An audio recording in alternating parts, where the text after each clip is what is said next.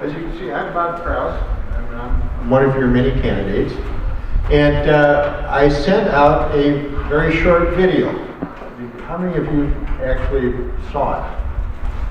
Oh, a few of you, yeah. James Marin, who some of you know, said that I looked like I just came in from Malcolm Cows. So I decided to clean up a little bit. This time, the cows are back in the barn. A little bit about myself. First, I'd like to show some of my history, because many of you have very long credentials as party activists, and so do I. Going back to when I was an Iowa Young Democrat.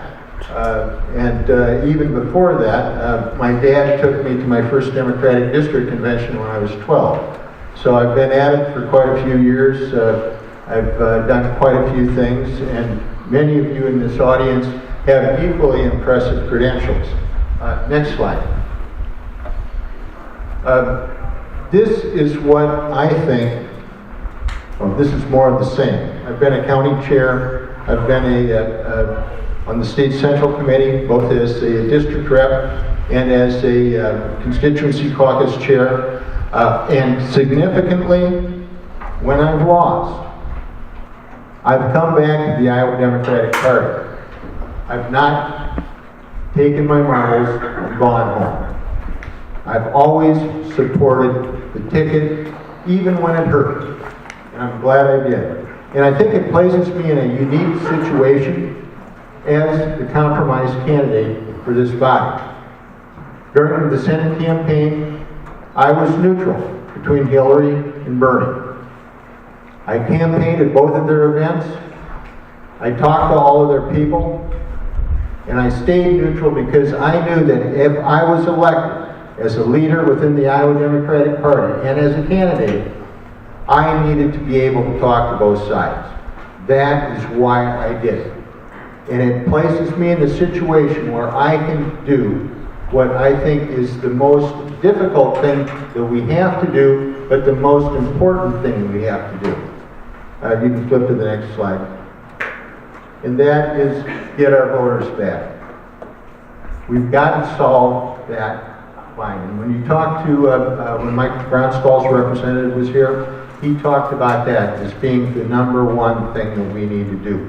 We need to heal that division within this party. I think I'm qualified, and I can do a tour around the state, meeting with small groups of Hillary and Bernie people to try to re-weld that broken fissure that we have. We need to get back to being a big tent, and we need to chop off the Green Party at its roots, quite frankly.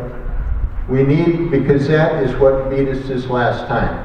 Not necessarily here in Iowa, but nationally, we're where we are because of the Green Party vote, and that's been documented. We need to get those people back that were in the Green Party. We need to bring them back to our party. We need to build our constituency caucuses. I was the first one, when I was chair of the Iowa Democratic Caucus, to turn that into a real, active, vibrant group.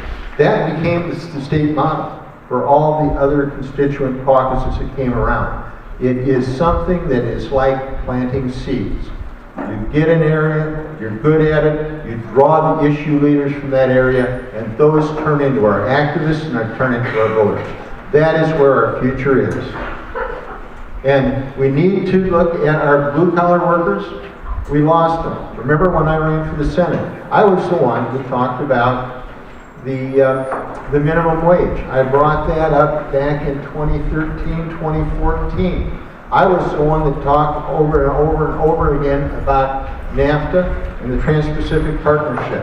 I was the one that talked labor issues, almost to the exclusion of anything else. That was what we lost. We lost the labor people because nationally and in the state, we did not carry that message over, and our own voters left us. We were talking out in the lobby, and one of the things that was really amazing to me is one of the candidates out there said that they'd talked to some labor leaders that estimated they'd lost 80% of the union activists in their plan to Trump. 80%, and we're the party of labor. What's going on? We need to talk those issues bring those people back. Rural areas, same problem.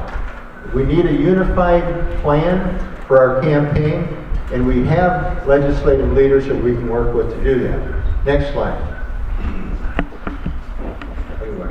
Okay, we've got some mechanicals we've got to deal with. Next slide.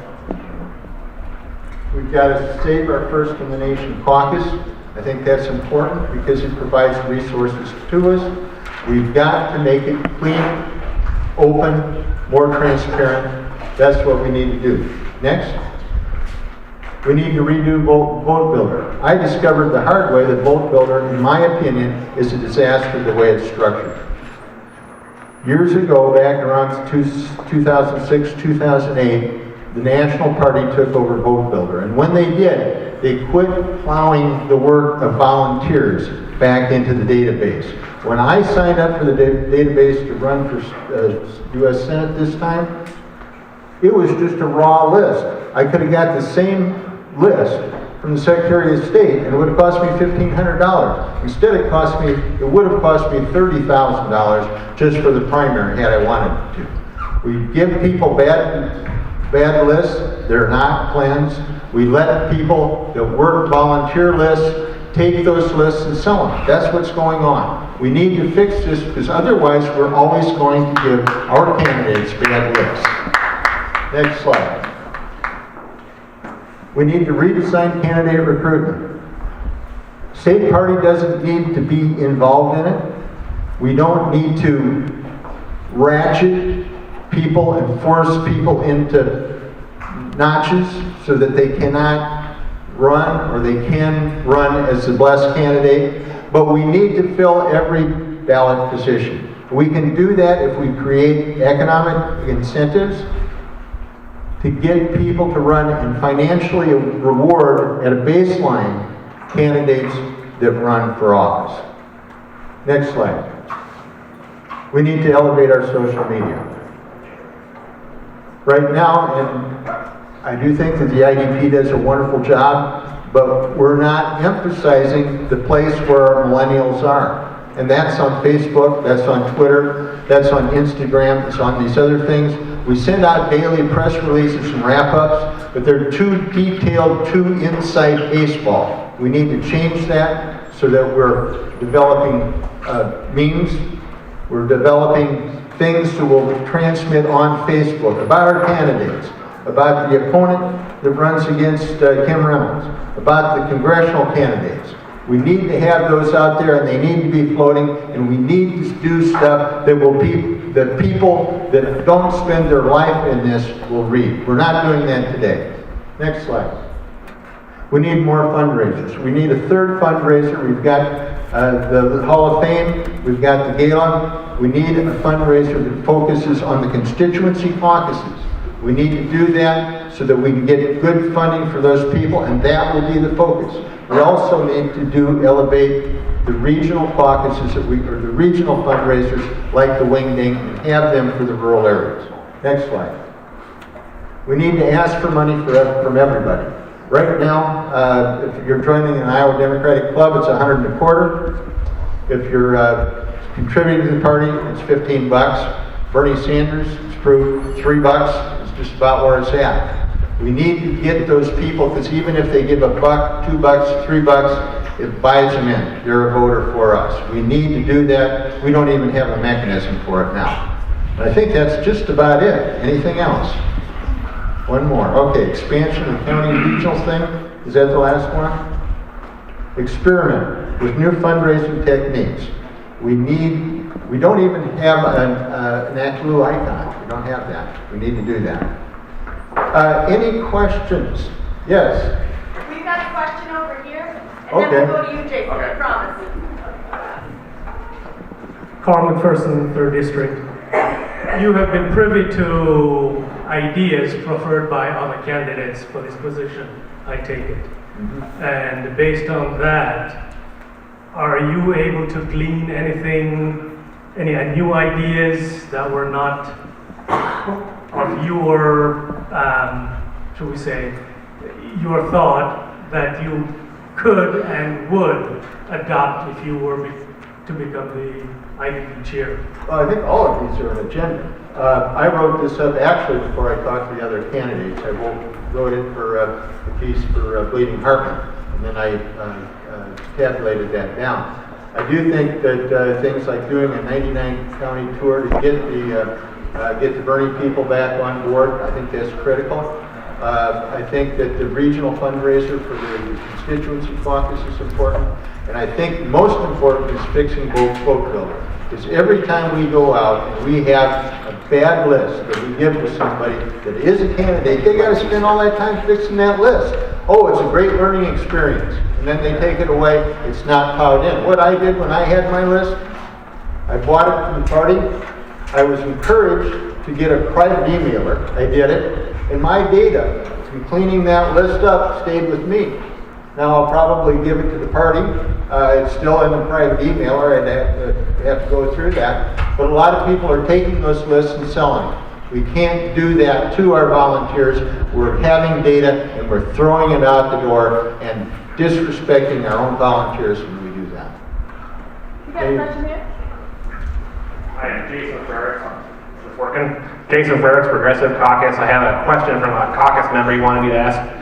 Says this election ripped off the scab off a very ugly part of America. People of color, LGBTQ people, religious minorities, people with disabilities, women, immigrants, refugees are afraid for their future. We might not make it in 2018, or we might not have a voice if we do make it.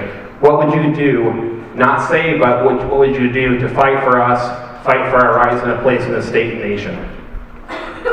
Well, I think that the issues are critical, and I think we need to have a series of forums around Iowa to be anti-Trump and anti what the people are doing that seek to undermine America as we know it. We need to keep this in the forefront. Developing Iowa-based memes is important. Developing the issues and connecting to those people and trying to connect those to our own Trump voters. Those are people we used to have. And now they're with this guy that's spewing racist crap. We need to remind our voters that, yeah, we're going to take care of you. We're going to do things that will do your paycheck. Minimum wage, like I talked about once upon a time. PPP, like I talked about once upon a time. And also, while we're at it, don't you have a heart? Can't you understand that the refugees have nothing to do with your pocketbook? Can't you understand that racial disparities have nothing to do with your pocketbook? We have to take our natural base and re-educate them to be kinder and be gentler and more proud of the nation of immigrants that we are. I have a question from that was submitted by Rachel Landstrom from Polk County. And she asked, how will a unity tour, in fact, unify the party? Could you say that again? I couldn't hear it very well. She asked, it's not my question, how will a unity tour, that you'll probably be first at some point, will in fact unify the party? That means expanding that unity tour. For some reason, it's just not coming through my phone. Unity tour. Explain the unity tour. Oh, how will a unity tour bring us together? Well, it's not a wham bam, thank you ma'am, coffee platch at the local restaurant. It's got to be more than that. It's got to be planned with some serious psychology and psychologists involved in it, that we can sit down, identify the leaders on either side, have them in a room, and hammer some things out. A lot of this is like weaving a rug. You got to have one string, fix one string, then you fix another string, then you fix another string. A 99 county tour for its own sake doesn't mean anything. A 99 county tour or a group tour where you got a couple of counties that you might find together or something like that, but you got a lot of he said, she said kind of things going on out there in the field. People are angry, they're bitter on both sides. It's not just the Bernie people that are mad. The Clinton people feel that they got stepped on in some ways too. We've got to get those people and say, what are your problems? can we come together and reach accommodation? So it is a time-consuming problem if you do it. And I guess I've been told to shut up.